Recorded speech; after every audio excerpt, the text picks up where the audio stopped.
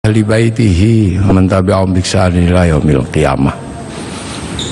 Bapak Presiden yang saya hormati, Bapak Wakil Presiden, jajaran Menteri Kabinet Kerja yang saya hormati, Bapak Menteri Agama, Bapak Panglima, dan seluruh jajaran pemerintah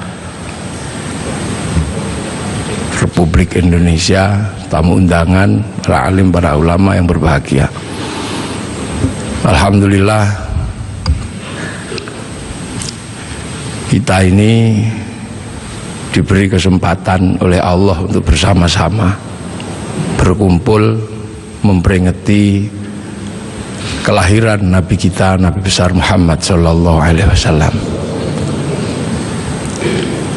sebagai sebuah upaya untuk mengingat bahwa alhamdulillah kita ini menjadi manusia yang bisa menemukan seorang nabi. Ada nabi yang orang-orang tidak bisa menemukannya. Nah, kita ini di negeri yang sangat jauh masih menemukan seorang nabi. Afrika tidak lebih jauh dari Arab, Eropa tidak lebih jauh dari Arab, tapi kita sejauh ini alhamdulillah masih kebagian agama Allah Subhanahu wa Ta'ala. Indonesia ini sudah tempat yang sangat jauh, naik pesawat ke Makkah ini sudah 9 jam. Nah, kita masih kebagian, maka kita bersyukur kita masih kebagian, walaupun bagiannya ada yang tidak terlalu banyak. Al-Quran 30 juz, sampai di sini ada yang cuman kebagian Yasin, alhamdulillah. Ada yang cuman kebagian Kulhu, alhamdulillah. Ada yang cuman kebagian Bismillahirrahmanirrahim, alhamdulillah. Kita syukuri. Sholat demikian banyak diajarkan Rasulullah, alhamdulillah kita masih kebagian, walaupun ada yang cuman kebagian setahun sekali hari raya, walaupun ada yang cuman kebagian seminggu sekali Jumatan, bahkan ada yang senengnya baru maghrib tok, alhamdulillah. Hadis demikian banyak, alhamdulillah kita masih kebagian, walaupun hanya ada yang kebagian satu, dan yang satu kebagian kullu bid'atin dholalah wa kullu dholalatin finnar, yang satu kebagian innamal a'malu bin niat. Alhamdulillah, doa yang sebegitu banyak, alhamdulillah kita masih kebagian, walaupun hanya 2. Ada yang kebagian doa makan sama doa ke kamar mandi. Ini alhamdulillah, ini tidak lain dan tidak bukan karena Rasulullah oleh Allah ditakdirkan untuk menjadi nabi yang paling terakhir. Dan nabi yang paling terakhir ini adalah nabi yang punya jangkauan ketika manusia sudah tersebar di seluruh alam. Nabi Adam menjadi nabi mengurus satu keluarga, itu saja ribetnya sudah luar biasa antara Habil sama Qabil. Nabi Nuh menjadi nabi, jangkauannya satu kaum, itu aja ribetnya udah luar biasa. Nabi Ibrahim satu bangsa, itu aja ribetnya sudah luar biasa. Makanya dibekali oleh Allah mukjizat-mukjizat yang luar biasa. Nabi Musa, nabi yang ngurus satu negara Mesir, itu saja Allah membekali Nabi Musa dengan bekal-bekal yang luar biasa. Punya tangan masuk saku keluar jadi listrik, punya tongkat dilemparkan bisa jadi naga, punya tongkat dipukulkan ke laut menjadi jalan tol. Makanya kalau Pak Jokowi menemukan tongkat itu, kayaknya tidak terlalu sulit untuk membangun jalan tol di Indonesia.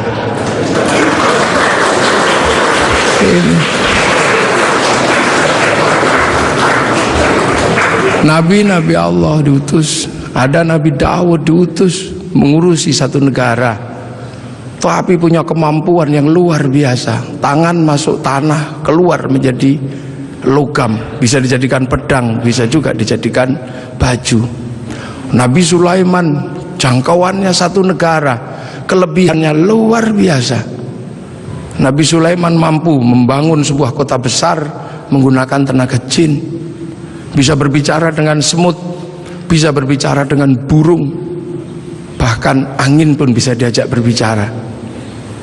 Nabi Isa alaihissalam jangkauannya satu negara, satu bangsa sekitar Romawi, akan tetapi kemampuannya luar biasa. Manusia yang buta dipegang matanya bisa melek kembali, orang mati bahkan bisa dibangunkan. Wih, itu bangun. Nah, Nabi Muhammad adalah Nabi akhir zaman yang jangkauannya bukan lagi jangkauan jangkauan negara, bukan lagi jangkauan satu bangsa, tapi Nabi Muhammad punya jangkauan menjadi nabi untuk menjadi rahmatan lil alamin. Ini perbedaan nabi-nabi dengan Nabi Muhammad. Nabi Muhammad menjadi nabi ketika manusia sudah menjadi bangsa-bangsa, menjadi suku-suku, dan itu harus dijangkau semuanya. Makanya dari situlah Nabi Muhammad dilahirkan di kota Makkah. Kenapa tidak lahir di Bogor? Kenapa juga tidak lahir di Cina, tapi lahir di Makkah? Karena Makkah adalah guidance, Makkah adalah awal di mana manusia mengenal Allah Subhanahu wa Ta'ala. Karena di Makkah ada monumen paling tua di muka bumi yang Allah sebut sebagai inna awwala baiti wudi'a lin-nasi lalladzi bi Bakkah mubarakah wa hudal lil alamin. Di situ dibangun bangunan tua, bangunan tertua. Bahkan ada yang mengkaji itu sesungguhnya adalah petilasan pertama ketika Nabi Adam turun ke muka bumi, memberikan tanda di situ agar manusia punya guidance kalau harus kembali kepada Allah.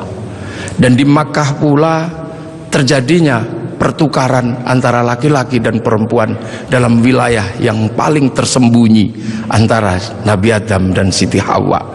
Pertemuan itu diabadikan oleh Allah dengan sebuah tugu yang sangat dikenal dengan nama Jabal Rahmah. Dan dari situ kemudian manusia menjadi beranak pinak, manusia menjadi bangsa, menjadi suku yang tetap di Arab. Kita bisa lihat dengan wajah yang tetap cantik dan tetap ganteng. Yang pindah ke Eropa berubah menjadi tinggi besar dengan rambut merah. Yang ke Cina berubah menjadi sipit dengan pipi yang agak tembem kayak bakpao. Kemudian yang pindah ke Afrika berubah menjadi hitam gosong, yang bisa kita lihat hitam kulitnya. Nah, yang ke Indonesia berubah jadi seperti kita, kecil-kecil, pesek-pesek, seperti inilah ini. Nah, ini semua akan dijangkau dalam konsep rahmatan lil alamin. Nah, manusia ketika berpindah-pindah, guidance itu hilang. Maka Allah kemudian mengutus seorang nabi untuk mencari guidance itu. Diutuslah Nabi Ibrahim alaihissalam untuk menemukan itu. Dan alhamdulillah Nabi Ibrahim ditemani oleh putranya namanya Ismail dan istrinya namanya Hajar, menemukan kembali situs di mana manusia harus kembali kepada Allah. Situs itu dibangun ulang sama Nabi Ibrahim dan berdoa, Rabbana inni askantu min dzurriyyati biwatin ghairi dzi zar'in 'inda baitikal muharram Rabbana liyuqimus sholata waj'al afidatan minan nasi tahwi ilaihim warzuqhum minas thamarati la'allahum yashkurun. Maka karena Nabi Ibrahim menemukan guidance itu, Nabi Ibrahim menjadi orang yang paling terkenal di muka bumi dengan nama yang berbeda-beda. Ada yang menyebut Ibrahim, ada yang menyebut Abraham, bahkan ada yang menyebut sebagai Brahma. Walaupun ini butuh penelitian yang sangat luar biasa mendalam. Kenapa? Karena Nabi Ibrahim ini punya simbol yang kemudian diduplikasi oleh seluruh manusia di muka bumi. Di India ada simbol yang mirip dengan simbol yang ditinggalkan oleh Nabi Ibrahim. Ini butuh kajian mendalam dan ini mesti saya sampaikan dalam sebuah forum kenegaraan seperti ini. Karena ini yang akan mengurai benang kusut antara manusia di muka bumi dengan lahirnya Rasulullah Muhammad Sallallahu Alaihi Wasallam. Umat Islam mengenal Ka'bah, sebuah batu dengan tengah yang tidak ada isinya apa-apa, kosong. Di India ada bangunan yang sama, batu dengan isi yang tidak ada isinya di tengah, namanya stupa. Di Islam ada namanya Jabal Rahmah, sebuah tugu batu, kemudian Di India dikenal ada yang namanya Linggayoni. Ada air yang namanya Zam-Zam. Kemudian ada air yang bernama Gangga Yamuna. Ada perjalanan suci dengan kain selempang. Di sini ada berwarna putih, di sana ada berwarna kuning. Selesai perjalanan suci, ada urusan yang sama terkait dengan urusan rambut. Yang di sini tahallul, yang di sana digundul. Selesai perjalanan suci itu semuanya ada darah. Yang di sini ada kurban, yang di sana ada gadri. Dan kalau sudah bersujud, meninggalkan hitam 2, yang di sini 2, yang di sana 8. Ini butuh kajian yang sangat mendalam, bahwa ini adalah awal dari yang namanya millata Ibrahim. Kemudian guidance itu bergeser karena Nabi Ibrahim meninggal. Diteruskan oleh 2 putranya, yang satu bernama Ismail, yang satu bernama Ishak. Dan guidance itu berubah ketika Ishak punya anak yang namanya Yakub atau Israel, yang punya anak 12 yang kemudian dikenal dengan nama Bani Israel. Dan Bani Israel mampu membangun sebuah guidance baru karena dikasih kitab Injil dan dikasih kitab Taurat. Yang dikasih kitab Taurat bahkan sampai hari ini masih menjadi bagian besar dari umat manusia di dunia dengan agama besarnya yang namanya Yahudi. Yang dikasih kitab Injil masih menjadi bagian besar dari agama di dunia ini yang dikenal dengan nama Nasrani. Punya pusat kota besar namanya Vatikan, dan di sini punya pengikut yang sering dikenal dengan nama Paus Romo. Guidance ini bergeser. Akan tetapi kemudian Allah menunjukkan kembali, ini harus dikembalikan kepada guidance awal, kepada jalur awal. Maka kemudian dilahirkanlah Rasulullah di kota Makkah. Makkah adalah kunci di mana harus dikembalikan kembali manusia kepada Allah. Itulah kenapa kemudian Rasulullah lahir di kota Makkah. Untuk apa? Mengembalikan simbol kenabian dari awal sampai akhir sebagai wujud khatamul anbiya wal mursalin. Makanya ketika terjadi sengketa dengan agama-agama yang sebelumnya, maka kemudian Allah mengukuhkan Rasulullah sebagai penerus guidance kenabian. Maka kemudian diangkatlah Rasulullah ke langit, dan Rasulullah ditunjukkan di mana jejak para pendahulunya.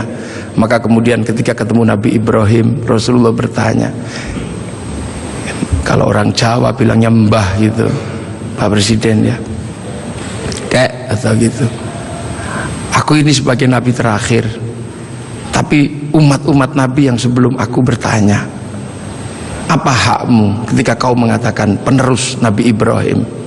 Kamu tahu di mana peletakan Nabi Ibrahim waktu membangun kembali Ka'bah? Ya udah, kamu jawab di situ.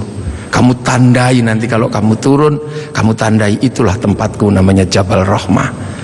Nah, kalau pertanyaannya tentang Mbah Mail, kakek Ismail di sebelah mana? Kakekmu Ismail di sebelah situ, kamu kasih tanda. Itulah yang disebut Hijir Ismail. Lah kalau nenekku Hajar di sebelah mana? Nenekmu Hajar cari airnya di sebelah situ. Itu yang satu namanya Sofa, yang satu Marwah. Lah penjenengan melempari setan itu di sebelah mana? Sebelah situ. Nanti kamu kalau turun kamu kasih tanda biar tidak dilupakan manusia. Itu itu Jamarat Ula, yang itu Wusta, dan yang itu Aqobah. Nah sekarang kalau gitu yang dulu punya Ka'bah ini siapa? Itu kakekmu Adam. Mumpung orangnya masih di situ, kamu tanyalah, Mbah, apa itu apa? Ka'bah itu dulu aku khawatir, aku turun ke sini takut kehilangan jejakku. Ku kasih tanda dan disebut inna awwala baiti wudi'a lin-nasi lalladzi bi Bakkata mubarakah. Nah kalau Jabal Rahmah itu apa? Kayak kalau bahasa kita, waduh kalau itu saya tuku I love you ku sama nenekmu Hawa. I love you ku di situ kita tanda. Pokoknya kalau kamu nanti turun jangan kamu lupakan, kembalikan seluruh jejak kenabian. Maka semenjak itu kemudian umat Islam bersama Rasulullah diperintahkan untuk beribadah haji. Nah inilah makanya kalau ada pertanyaan besar, kenapa Rasul tidak lahir di Jakarta? Kenapa Rasul tidak lahir di mana? Karena Rasul adalah khatamul anbiya wal mursalin, dan jejak kenabian yang mengarahkan kepada Allah ada di Makkah, dengan situs tertuanya adalah Ka'bah. Pemahaman tentang Rasulullah lahir di Mekah ini juga akhirnya menjadi kunci. Kunci apa? Kunci bagi kita semua bahwa kita bukan orang Makkah, kita orang Indonesia. Rasul di Makkah, Rasul ini lahir di Arab, maka kemudian pelajaran Islam pertama didedikasikan untuk mengajari orang Arab agar kembali kepada Allah. Dan Rasul tidak pernah kemana-mana.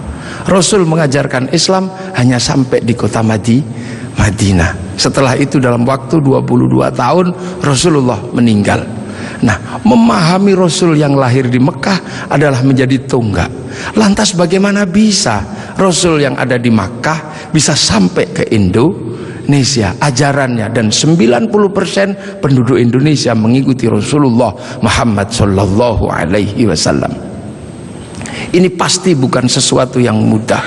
Dalam bahasa Al-Quran, siratal mustaqim, ada yang namanya siratal ladzina an'amta alaihim.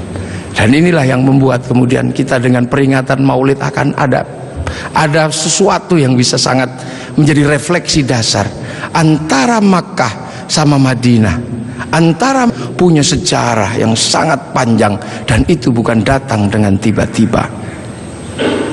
Rasulullah di sana mengajarkan orang-orang sana dengan gaya di sana.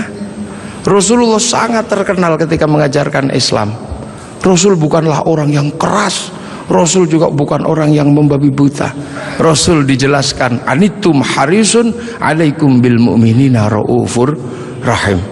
Rasul begitu berharap bagaimana umat ini kembali kepada Allah. Maka Rasul punya sistem pembelajaran kepada umatnya dengan cara yang berbeda-beda, dengan cara yang sederhana. Ada yang pinter kelasnya Sayyidina Ali, diajarkan dengan cara standar orang pinter. Ya Ali, kamu sholat. Ali, iya ya Rasul. Yang khusyuk, ya.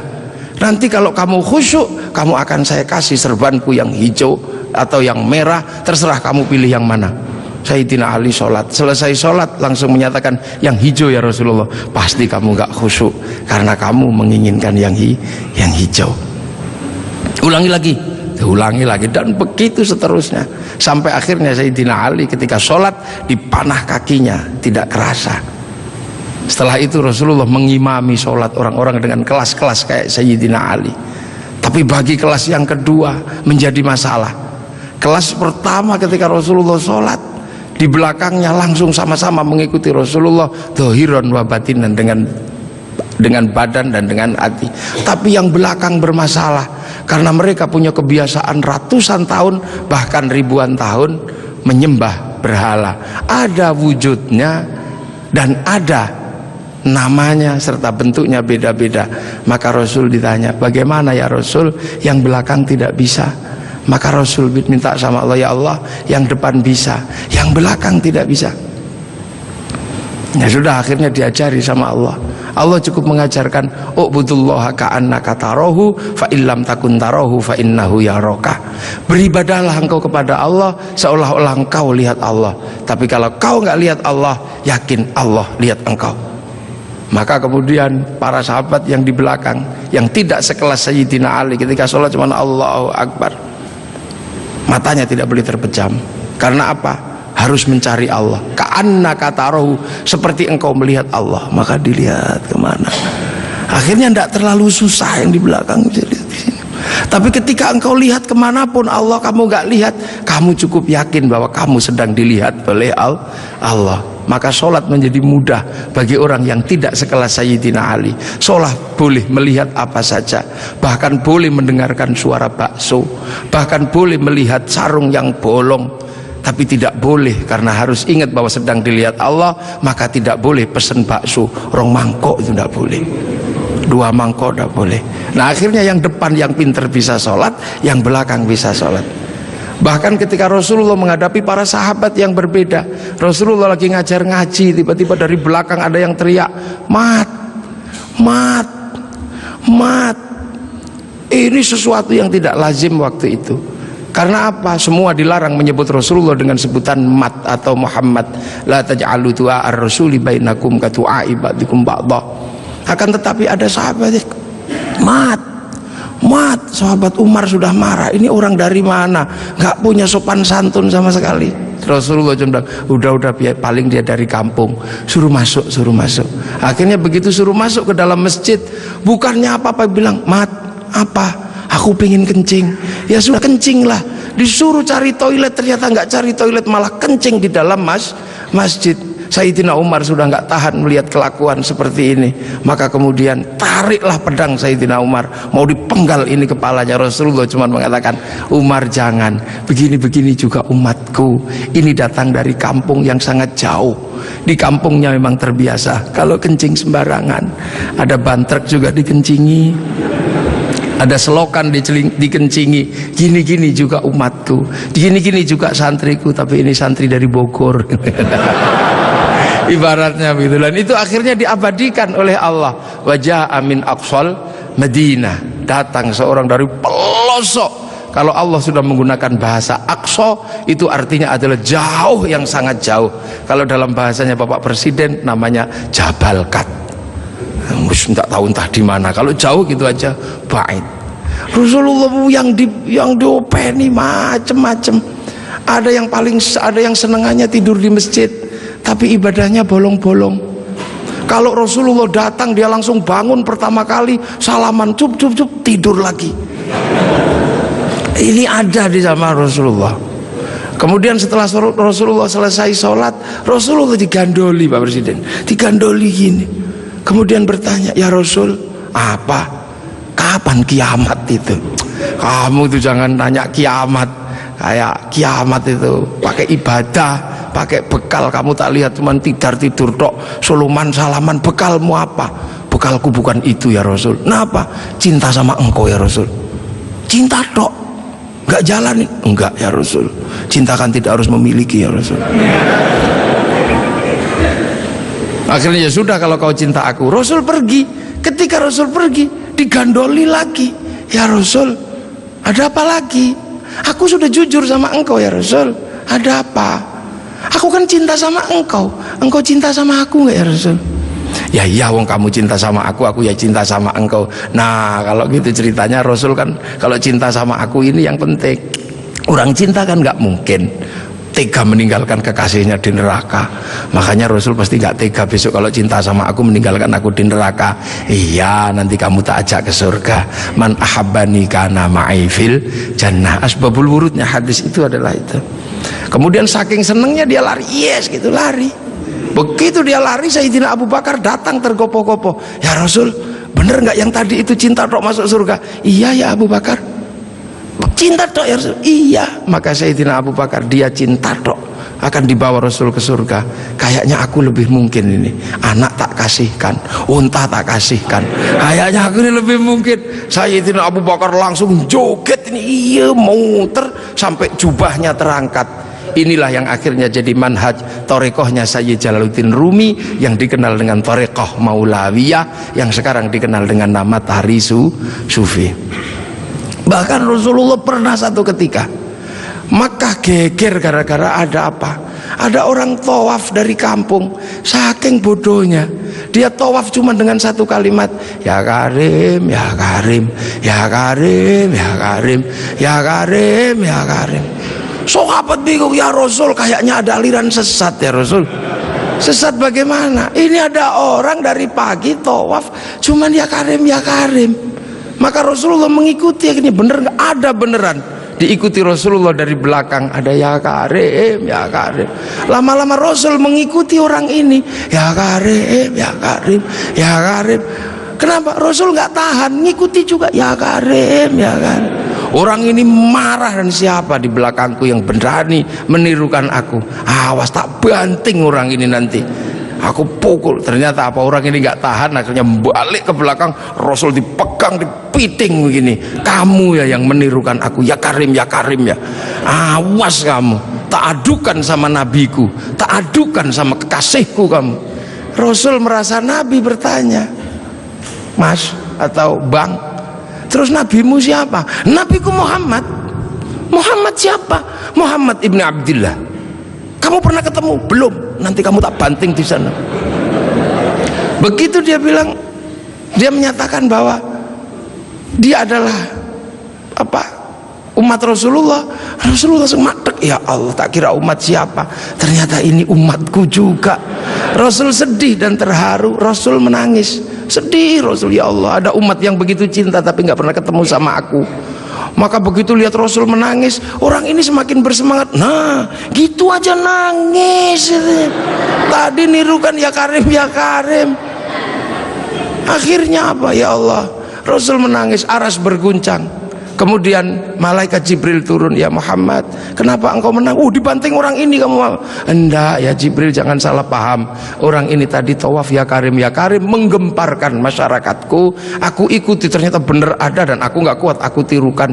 Dia marah dan inilah kejadiannya. Aku dibanting sama dia. Dan aku mau dibilang sama nabinya, sama kekasihnya. Lah aku tanya, nabimu siapa? Muhammad. Muhammad kan aku sendiri, Bril. Berarti ini umatku. Aku terharu, sakit, Bril. Sakitnya tuh di sini. Ibaratnya orang ini. Ya sudah, kamu ngaku saja.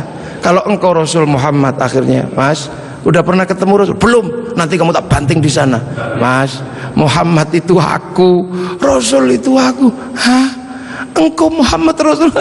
Nangis orang ini. Nabi dipeluk-peluk sambil menangis. Ya Rasul, aku belum pernah ketemu sama engkau ya Rasul, tapi aku iman sama engkau. Dan di kampungku yang paling pinter cuman aku ya Rasul.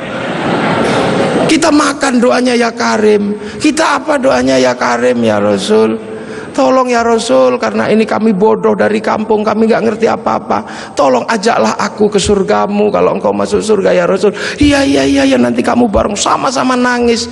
Saking senengnya orang ini lantas berjoget, iya gitu. Saking senengnya mau diajak Rasul ke surga. Malaikat Jibril dibilang sama Allah, Jibril bilangi itu, walaupun orang itu nanti diajak Muhammad masuk surga, katakan padanya, dosanya tetap kuhitung. Malaikat Jibril menyampaikan ke Rasulullah. Rasulullah menyampaikan, ya Mas, Allah barusan berfirman lewat Jibril, walaupun engkau nanti kuajak masuk surga, tapi dosamu tetap dihitung sama Allah. Orang ini kaget juga, enggak ada perubahan apa-apa, cuman melotot aja. Apa ya Rasul? Dosaku mau dihitung sama Allah. Suruh hitung, nggak takut aku. Suruh ngitung aja kalau dosaku mau dihitung sama Allah.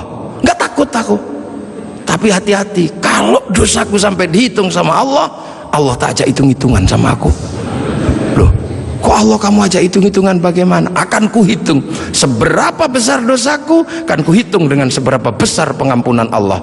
Kalau Allah Maha Pengampun, nggak mungkin dosa gini aja kok dihitung. Kalau dosa gini aja dihitung, nggak usah pakai gelar Maha Pengampun. Maha Pengampun, oh, gini aja dihitung.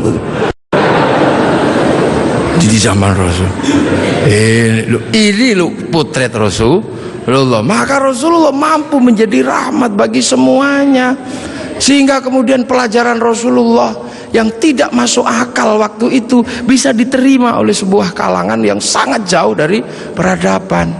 Maka kemudian Islam yang sulit diterima oleh orang di Arab waktu itu bisa diterima. Sulit bagi orang Arab menerima Islam. Orang Arab Tuhan ada patungnya, Islam mengajarkan Tuhan tidak ada patungnya. Di sana diajarkan banyak Tuhan, ini diajarkan Tuhan satu. Di sana tidak ada air, Islam mengajarkan toharoh pakai air. Susah, diminum aja susah, pakai disuruh mandi. Padahal di sana orang mandi berbeda dengan kita. Kita jinabatnya sebulan sekali, sana bisa semalam 8 kali. Susah, air disuruh pakai toharoh pakai air. Sudah panas disuruh puasa, makanan susah disuruh zakat. Sudah gitu tawafilah yang paling sulit bagi orang Arab waktu itu. Orang Arab waktu itu sangat susah karena melihat perempuan itu begitu sesuatu yang sangat luar biasa. Lihat kaki sudah syahwat. Tapi waktu itu Islam mengajarkan bagaimana ketika tawaf muka dibuka. Betapa syahwatnya sangat tinggi ketika muka dibuka. Dan pada saat yang sama seorang laki-laki tidak diperbolehkan menggunakan kain berjahit, sehingga kalau mau berbuat jahil tinggal wes gitu. Itulah ujian terberat waktu itu. Dan itu susah dipahami oleh orang Arab. Makanya memahami Rasulullah itu tidak mudah. Makanya tidak mudah. Bagaimana seorang panglima perang kayak Sayyidina Umar bisa patuh sama orang yang tidak pernah berkelahi? Bagaimana Sayyidina Abu Bakar seorang konglomerat mau menuntun unta Rasulullah? Bagaimana seorang gadis 10 tahun bergembira ria dinikah sama orang 50 tahun? Ceritanya bisa kita tahu, tapi suasana psikologisnya tidak pernah bisa kita tangkap. Nah inilah maka Islam berkembang. Kemudian Islam bergeser, orang-orang tahu oh ini bagus, geser kemana? Geser ke Persia. Pertama dari Madinah geser ke Persia. Di Persia penyembah api, karena orang Persia nyembah api, kemudian ikut Islam. Raja Rustum besanan sama Sayyidina Ali, lahir Sayyid Ali Zainal Abidin, masuk Islam. Karena orang Majusi sebelumnya menyembah api dan masuk Islam. Nah orang Yahudi, orang Majusi kalau nyembah api ditaruh di bangunan tinggi namanya Manaro, apinya ditaruh di atas Manaro. Maka begitu orang Persia masuk Islam, apinya dihilangkan, Manaronya ditaruh di depan masjid. Seluruh dunia Islam melihat Manaro kok bagus di depan masjid, maka kemudian semua berlomba-lomba bikin Manaro. Sampai Jakarta bernama Menara. Tiangnya adalah tinggalan orang Majusi. Lah kemudian di situ terjadi peristiwa yang luar biasa. Setelah itu, sebelum sampai ke sini, terjadi peristiwa luar biasa. Pada tanggal 10 Asyura, seluruh cucu-cucu Rasulullah terbunuh oleh Yazid bin Muawiyah. Maka bulan Asyura adalah bulan duka kaum muslimin dunia. Makanya orang Indonesia, terutama di kampungnya Bapak Presiden, menyebut bulan Asyura dengan sebutan bulan Suro. Ekornya saja yang diambil, karena orang Jawa itu sukanya ngambil ekornya aja. Muhammad diambil mat, Asyura diambil suro. Makanya di bulan Asyura orang berduka karena terbunuhnya cucu Rasulullah. Maka di Jawa ada tradisi tidak mantu, tidak nikahkan anak, itu karena bulan duka. Di Jogja ada yang namanya keliling beteng. Maksudnya di bulan Suro jangan terlalu banyak mulut, jaga mulut. Nah di Solo mengikuti kebo Kiai Slamet, kalau kebonya keluar taiknya diusapkan ke seluruh tubuh. Ini bulan duka, jangan bersolek. Dan biasanya bulan Asyura di Indonesia diikuti dengan santunan anak yatim. Nah inilah. Dan dari situ terus Islam bergerak, makanya monumen-monumen itu. Lahir Sayyid Ali Zainal Abidin. Lah Sayyid Ali Zainal Abidin kemudian bergeser, punya anak Sayyid Muhammad Baqir, menjauh punya anak Sayyid Ja'far Shadiq, menjauh diteruskan sama Sayyid Ali Uraidi, menjauh diteruskan sama namanya Sayyid Muhammad, diteruskan Sayyid Ubaidillah, teruskan Sayyid Isa Naqib, diteruskan sama Sayyid Ahmad Al-Muhajir, teruskan Sayyid Alwi, teruskan Sayyid Muhammad, teruskan Sayyid Alwi, diteruskan namanya Sayyid Ali Khalid Qasam, teruskan putranya namanya Sayyid Ahmad Sohib Mirbat, teruskan namanya Sayyid Alawi Amil Faqih, punya anak Sayyid Abdul Malik sampai Mongolia, punya anak Sayyid Ahmad Jalaluddin sampai Campa, punya anak Sayyid Muhammad sampai Pase, dan punya anak Sayyid Jamaluddin Al-Husaini Al-Kabir sampai tanah Nusantara di pedalaman, yang kemudian karena turunnya di Jawa, Sayyid Jamaluddin Al-Husaini Al-Kabir orang Jawa punya Hono Coroko, maka kemudian di Jawa dikenal dengan nama Syekh Jumadil Kubro. Dan disitulah kemudian Islam ketemu dengan kebudayaan peradaban Nusantara. Nah inilah tonggak Makkah ini yang akhirnya menjadi penjelasan, oh ternyata Makkah sini geser di sini. Dan kemudian kita diingatkan bahwa Syekh Jumadil Kubro punya anak namanya Said Ibrahim, pindah Palang Tuban sana, punya anak namanya Raden Rohmat Sunan Ampel. Nah ini yang kemudian bangun peradaban baru di Nusantara.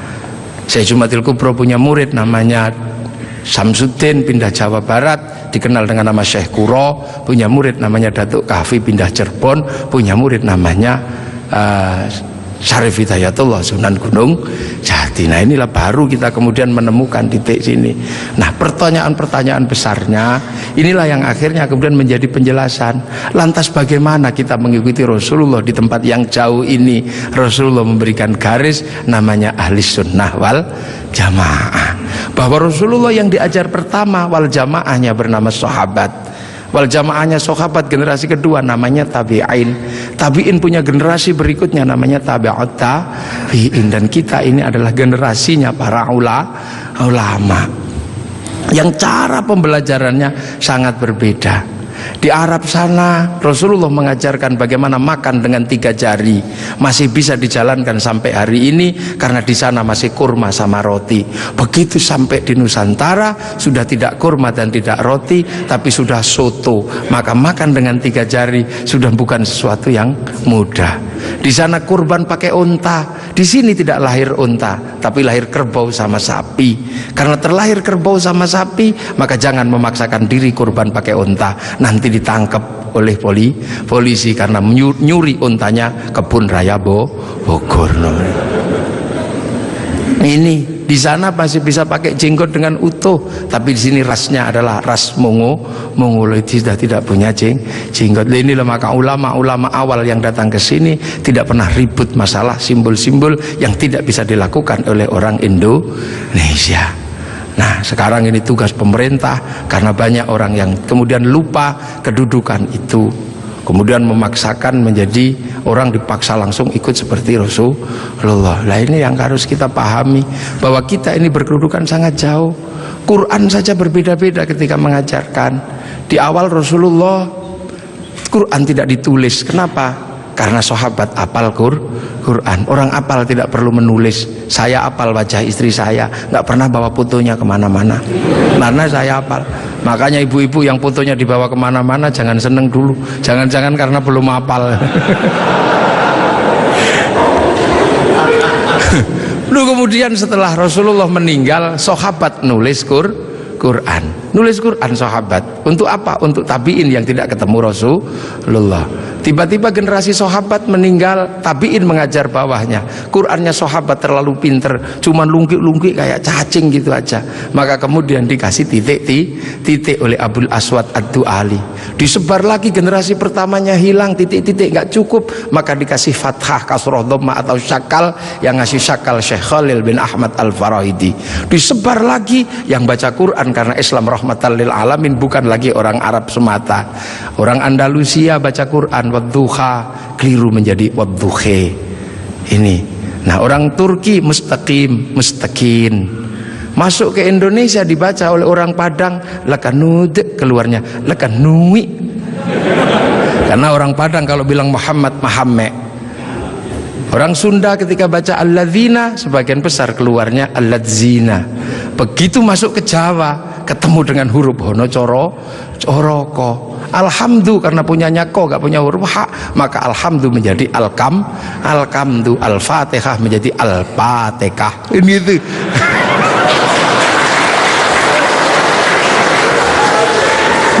Nah, ini orang kalau ngerti proses kodifikasi Quran pasti tahu. Ketika masuk ke semua negara pasti berbeda. Al-Fatihah menjadi Al-Fatihah. Dan ini yang dialami oleh Bapak Presiden Republik Indonesia.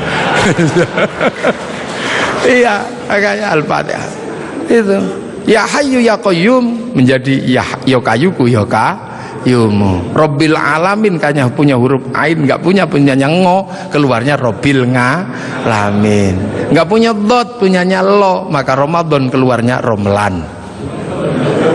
Begitu dibaca orang Bali sangat susah karena orang Bali nggak bisa bilang tok, bilangnya tok. Maka sirotol menjadi sirotol ladzina an'amta alaihim. Islam berkembang ke semua negara dan berbeda. Ketika dibaca oleh orang Bugis alaihim, keluarnya alaihing. Karena orang Bugis kalau bilang n jadi eng, kalau bilang eng jadi n. Makanya ada dulu mantan Kabulok bernama Beduamang, itu berasal dari Abdurrahman. Nah, itulah makanya kemudian Islam bergerak. Nah, lantas apa? Lantas terciptalah sebuah ilmu untuk bagaimana orang di seluruh dunia Islam mampu membaca Al-Quran. Dibikinkanlah sebuah ilmu yang dikasih judul At-Tajwid fi Qiraatil Quran, yang nulis Abu Ubay Qasim bin Salam. Orang akan tahu. Nah, ini generasinya para ulama. Dan yang paling besar, yang mungkin Bapak Presiden sudah pernah saya sampaikan, tapi ingin saya sampaikan lagi biar kita tidak lupa. Ada perubahan besar ketika masuk ke tanah Nusantara, di mana waktu itu tanah Nusantara sangat susah dimasuki Islam. Kenapa? Ini bangsa sudah sangat beradab. Bangsa ini bukan bangsa kecil. Tahun 1222 ke atas, sebelum tahun 1300 sudah mampu menaklukkan Mongol yang menaklukkan Eropa, menaklukkan Arab, mampu ditaklukkan oleh kekuatan Nusantara yang namanya Singasari. Makanya hal itu bisa kita lihat betapa kita bangsa punya tinggalan-tinggalan yang luar biasa. Orang Arab punya alat musik yang namanya terbang, terbuat dari kayu dan kulit.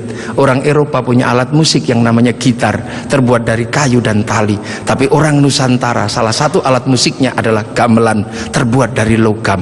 Hanya bangsa yang menguasai ilmu pertambangan yang maju dan penguasaan metalurgi yang mapan mampu membuat alat musik dari logam. Dalam cerita-cerita besar, kita juga punya cerita besar yang sama. Orang Eropa punya cerita tentang Cinderella, kita punya cerita bawang putih, bawang merah. Orang Eropa punya Samson, orang Arab punya Sam'on, kita punya Bandung Bondowoso, kita punya Sangkuriang, kita punya si pahit lidah.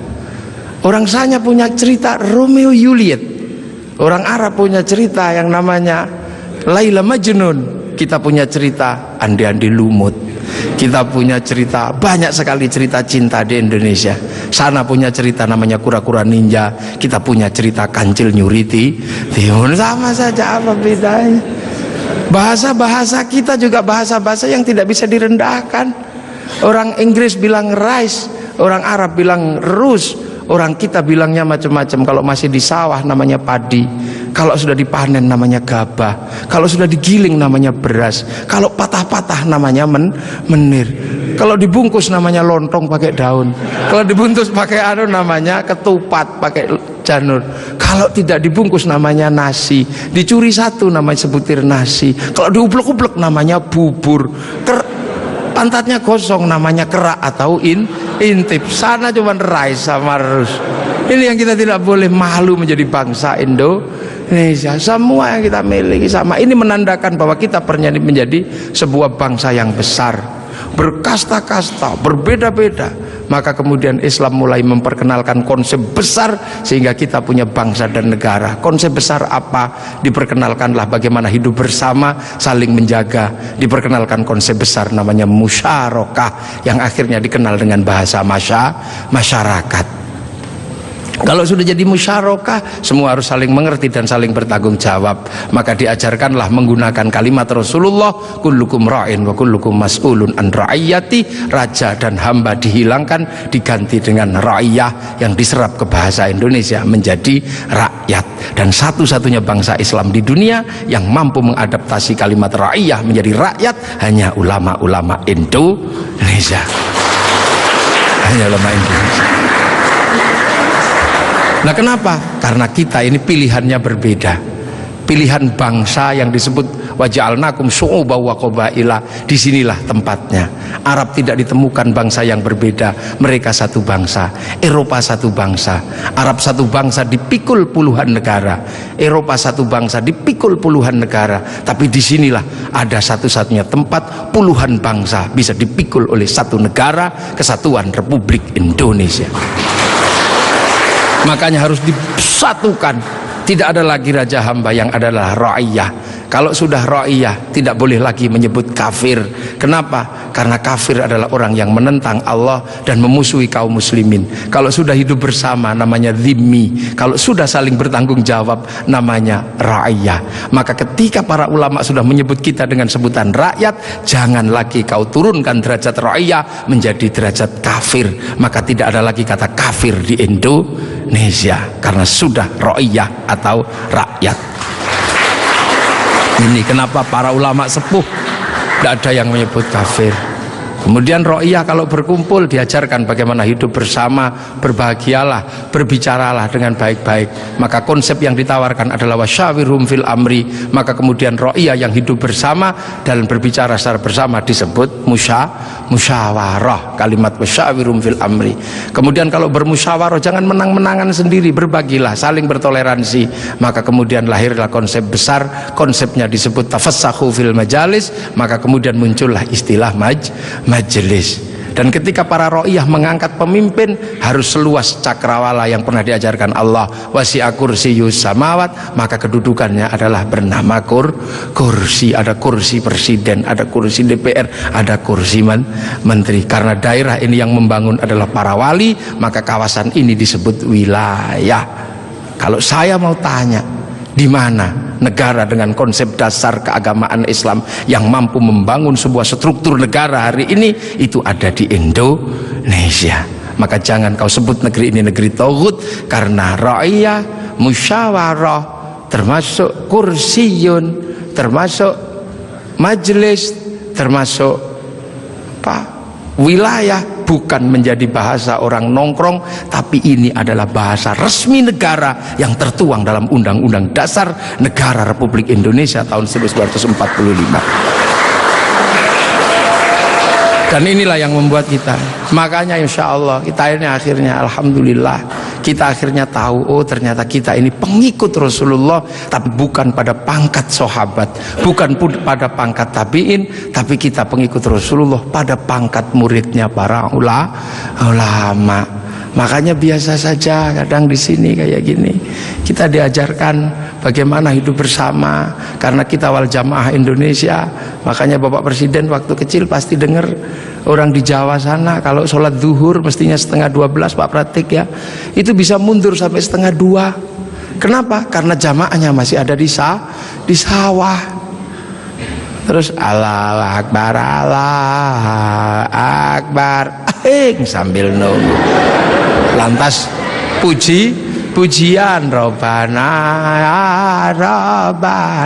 datang, ada tombowati karena capek nunggu ya pegel, sampai ada diuruki anjang.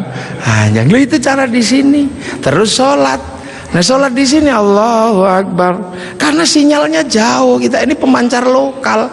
Biasa sinyalnya suka hilang kan. Allah Akbar. Ada bakso gitu ding ding sinyalnya hilang.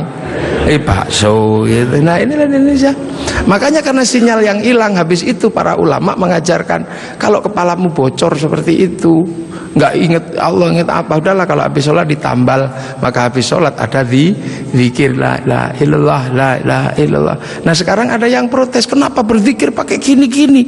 Bukankah sahabat kalau zikir terdiam? Sahabat murid Rasulullah terlalu dekat dengan Rasulullah, batinnya wusul kepada Allah sampai ke sana. Kalau wal jamaahnya ulama disuruh diam begini, tidur. Nah puasa juga sama. Orang Indonesia kalau puasa nggak terlalu khusyuk karena keluar rumah ada belimbing, ada jambu. Kalau di Arab keluar rumah ketemunya padang pasir lebih khusyuk. Maka di sini lebih sering disuruh tidur gitu. Dalilnya apa? Naumuso imin ibadatun. Nah kalau malam pakai doktek. Setelah itu halal halal. Haji juga sama, nggak bisa langsung ke sana Pak Presiden. Antrinya 25 tahun. Makanya orang sini capek nunggu. Daripada capek, nempelkan gambar Masjidil Haram. Ini Pak Menteri Agama. Biar tidak terlalu capek, biar agak senang dikit, latihan dulu di alun-alun Bogor. Labbaik Allahumma hajjan. Ihramnya beneran, niatnya beneran, tapi Ka'bahnya triplek. Lah ini namanya mana sih haji. Lah ini wal jamaahnya baru ini, dan ini ada di Indonesia. Itu akhirnya orang tahu pangkatnya dengan Maulid. Oh Rasul Mekah, kita Indonesia. Ada jarak yang sangat panjang, ada jarak waktu, ada jarak ruang. Nah ini kalau kita pahami dengan bahasa yang sederhana, fa insyaallah Islam di Indonesia akan tetap menjadi Islam yang ramah, Islam yang tidak kasar, Islam yang tidak gerasah gerusu, mampu ngayomi seluruh manusia yang berbeda-beda, seperti Rasulullah yang anittum harisun alaikum bil mu'minina raufur rahim ihdinas siratal mustaqim. Assalamualaikum warahmatullahi wabarakatuh. Allahumma shalli ala Muhammad.